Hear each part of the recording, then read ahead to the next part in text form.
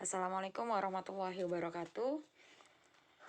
Baik teman-teman, untuk pertemuan kedua pada hari ini kita akan membahas bersama-sama mengenai bagaimana cara untuk pengenalan diri dan juga pengembangan diri.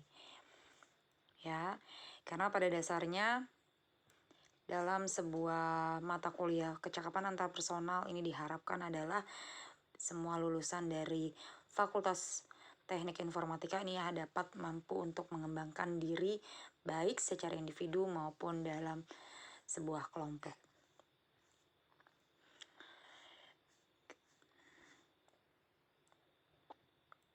Kita masuk ke dalam sebuah konsep dasar interpersonal skill, ya.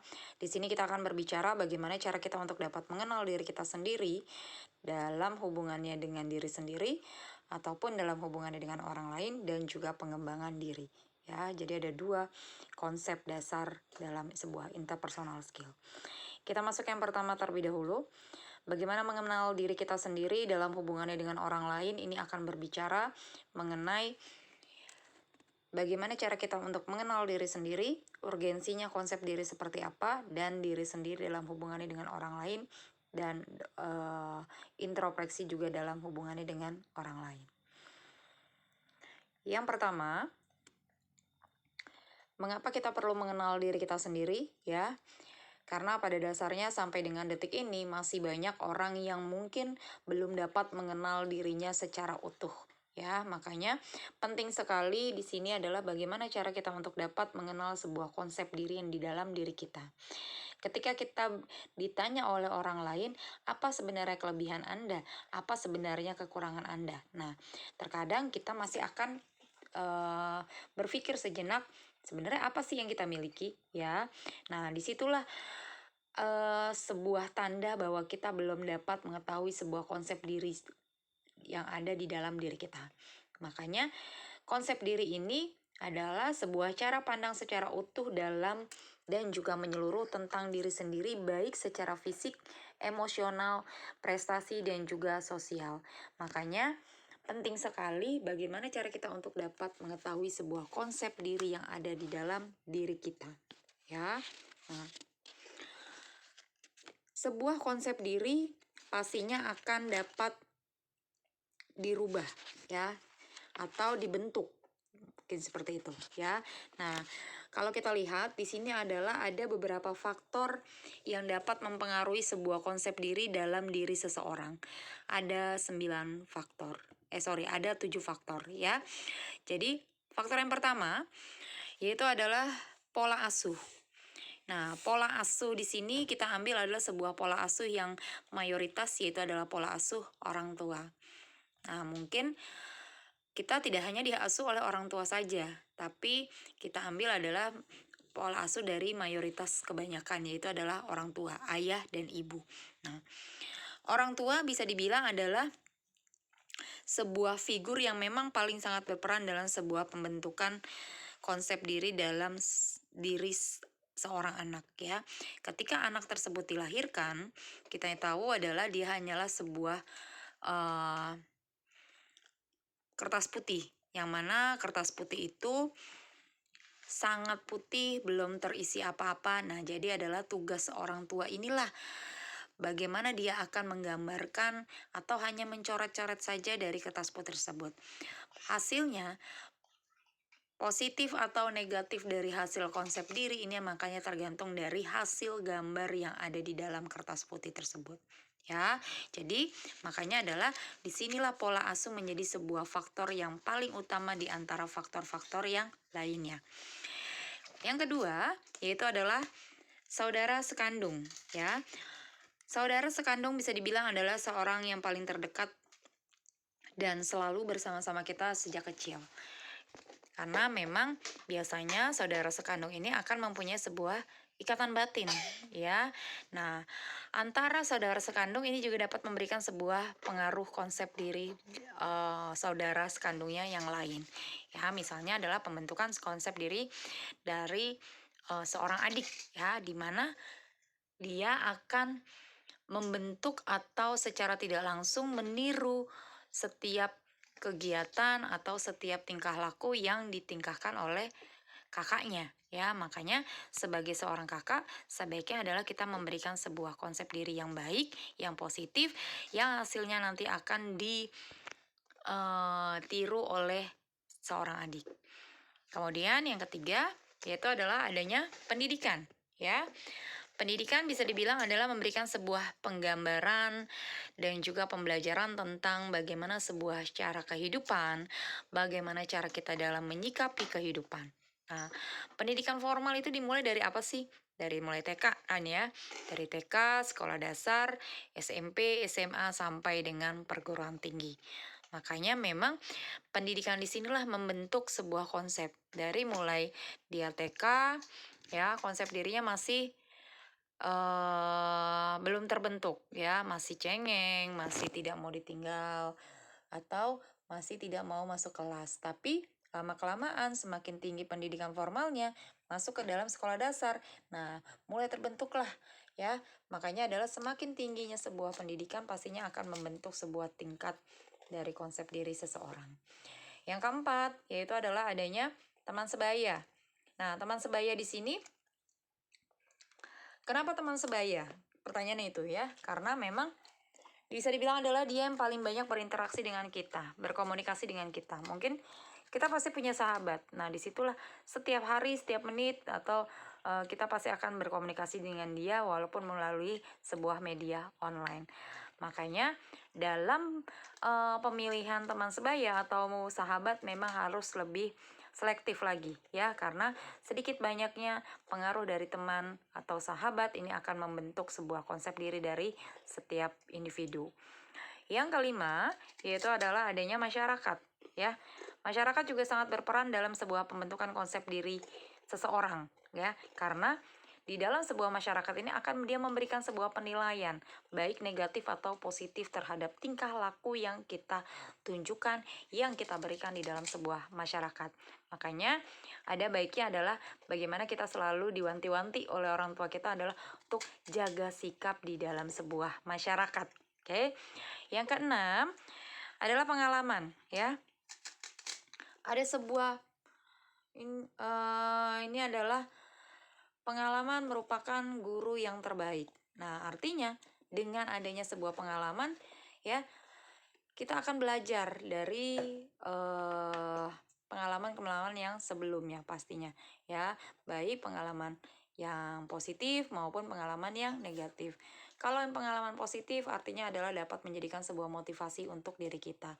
Begitupun ketika kita mempunyai sebuah pengalaman yang kurang enak ya, artinya adalah bisa menjadikan sebuah pelajaran ya. Nah, tidak akan masuk ke dalam lubang yang sama. Yang ketujuh yaitu adalah adanya penilaian diri atau penilaian internal. Nah, maksud dari penilaian diri atau penilaian internal inilah bagaimana kita dapat mengukur diri kita sendiri ya, mampu semampu apa ya. Jangan sampai kita bilang kita tidak mampu tapi kita bilang mampu. Nah, disinilah penting sekali bagaimana penilaian diri atau penilaian internal di dalam diri kita sendiri ya, karena agar tidak dapat menimbulkan sebuah kekecewaan kepada orang lain. Kemudian selanjutnya adalah ke urgensi konsep diri ya. Di dalam konsep diri urgensi pasti ada yang positif, pasti ada yang negatif ya. Di sini ada beberapa cirinya. Nah, menurut Ibrahim Al-Fiqi ini juga akan ada bagaimana sih cara, apakah dari sebuah yang berpikir negatif bisa menjadi positif ya. Sini ada beberapa cara yang dikemukakan oleh Ibrahim Al-Fiqi, dapat teman-teman baca sendiri. Nah, selanjutnya kita masuk ke dalam pengembangan diri ya. Kalau bisa kita lihat yaitu adalah bagaimana pengembangan diri ya. Kita di sini titik fokusnya kepada apa sih? Berpikir ya. Kita artikan di sini adalah di dalam sebuah pengembangan diri pastinya kita akan memerlukan yang namanya berpikir ya, karena dengan caranya berpikir kita akan menimbulkan sebuah potensi. Kita akan tahu potensi apa yang ada di dalam diri kita. Dengan berpikir kita akan mengetahui tujuan apa yang akan kita lakukan untuk pengembangan diri kita. Dengan berpikir, kita untuk dapat menemukan sebuah peluang-peluang yang memungkinkan kita untuk pengembangan diri. Dan dengan berpikir pula, pastinya adalah akan menimbulkan sebuah imajinasi untuk pengembangan diri. Kemudian, ya, ini ada kegiatan, ya, ada kerja, ada hiburan. Ini adalah dua kegiatan yang memang kita lakukan di dalam kehidupan keseharian kita, ya. Jadi antara kegiatan kerja maupun kegiatan hiburan ini memang harus dilakukan secara seimbang, ya. Nah, ada beberapa cara yang dilakukan untuk dalam pengembangan diri, ya. Ada 6, mulai dari membaca, mendengarkan kaset, nonton kaset, mendengarkan kajian, pelatihan, dan pelatihan secara rutin. Nah, kenapa harus ada di poin 5 dan 6? Kalau pelatihan bisa diibaratkan adalah tidak secara rutin, ya, tapi memang lebih baik adalah ketika kita ingin mengembangkan diri kita dengan optimal, artinya harus dilakukan secara pelatihan secara rutin. Kemudian kita masuk, setelah kita mengenal diri kita sudah mengetahui kelebihan dan juga kekurangan yang ada di dalam diri kita, artinya adalah kita sudah siap untuk dapat berhubungan dengan orang lain, ya. Karena sebagai makhluk sosial, artinya adalah kita tidak mungkin terlepas dari hubungan dengan orang lain. Setiap hari kita berinteraksi dengan orang lain, baik secara langsung maupun secara tidak langsung. Nah, jika berhubungan dengan orang lain, maka harus ada sebuah introspeksi yang ada di dalam diri kita. Nah, bagaimana cara kita untuk dapat mengenal diri kita? Bagaimana cara orang lain untuk dapat mengenal diri kita? Nah, dari introspeksi inilah akan dijawab oleh sebuah teori yang dikembangkan oleh Joe Harry, ya. Joe dan Harry, ya, pada tahun 1955, dan teori ini dikenal dengan teori Joe Harry Window, ya. Seperti apakah teorinya? Nah, kita simak, ya. Kalau bisa lihat teman-teman di sini, ya, ini adalah dari teorinya. Ada 4 daerah yang memang dikembangkan oleh Joe Harry, ya, dimana adalah kita lihat daerah yang pertama dulu, ya, ada daerah terbuka atau open self area, ya. Jadi pada daerah terbuka ini kita lihat saya tahu tentang saya, orang lain tahu tentang saya. Dilihat tanda panahnya, ya. Pengertiannya yaitu adalah area terbuka ini memang diketahui dan memang terbuka dan dapat diekspresikan oleh orang lain, ya. Jadi bisa dibilang open self area ini adalah beberapa mungkin yang sering kita lakukan di dalam sebuah sosmed kita, ya. Kita posting, kita update status dan lain sebagainya. Itu adalah sebuah bentuk dari open self area kita. Kita tahu, ya, dan kita tidak perlu memprivasikan, mungkin menurut kita biasa saja. Jadi memang kita menginginkan atau tidak masalah ketika orang lain pun tahu. Yang kedua, yaitu adalah ada daerah tertutup atau hidden self area, ya. Nah, ini adalah sebuah kebalikannya. Saya tahu tentang saya, tetapi orang lain tidak tahu tentang saya. Jadi, bisa dibilang pada daerah tertutup ini adalah kebalikan dari daerah terbuka tadi, ya. Dimana hidden self area ini ada beberapa bagian di dalam diri kita mungkin yang menurut kita adalah sebuah privacy dan itu tidak perlu diperlihatkan oleh orang lain, ya. Karena menurut kita adalah hanya perlu kita yang tahu, ya, hanya cukup kita yang tahu. Jadi memang ada pasti di dalam diri kita adalah sebuah daerah yang tertutup.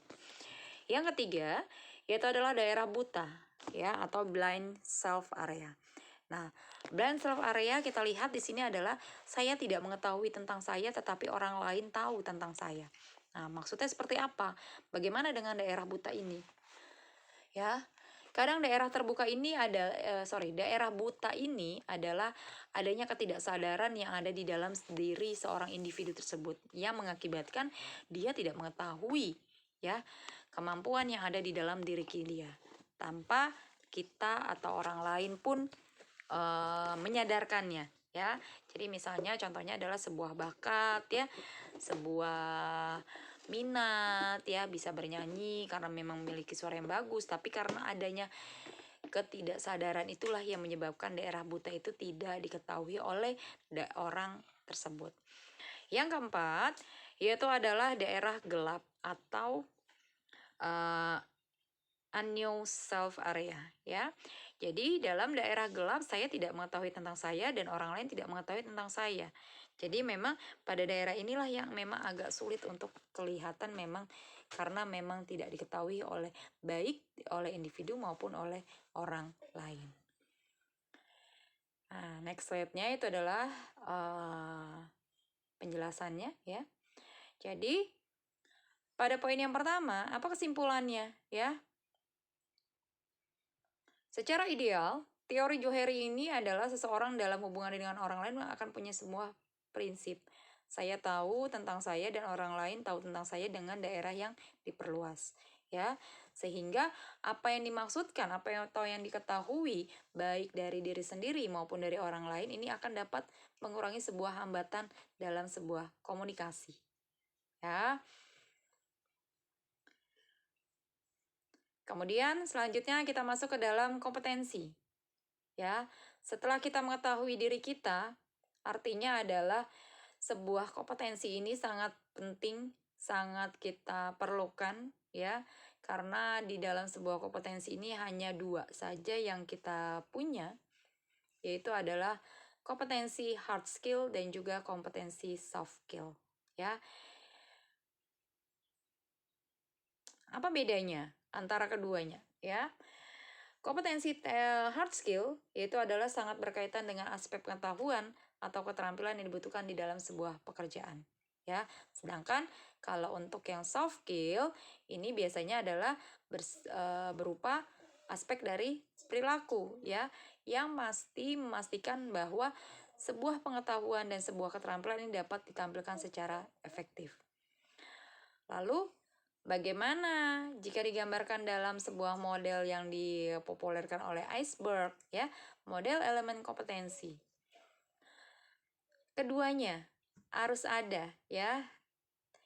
Tanpa sebuah hard skill, pasti soft skill pun tidak bisa mumpuni. Begitupun dengan tanpa adanya soft skill, hanya hard skill saja, pastinya akan tidak mumpuni dalam dunia pekerjaan.